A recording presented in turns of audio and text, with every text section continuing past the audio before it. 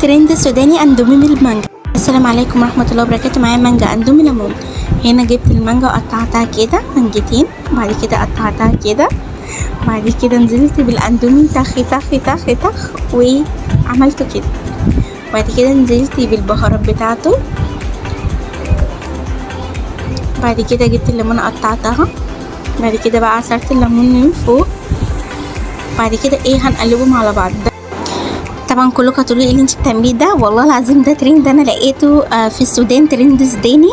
المانجا كان طلع ترند مانجا وطلع ترند اندومي، فهنا انا دقته بقى، يعني عايزه اقول لكم اللي طعمه غريب، فرجعت ادوق تاني علشان مش فاهمه في ايه في الطعم.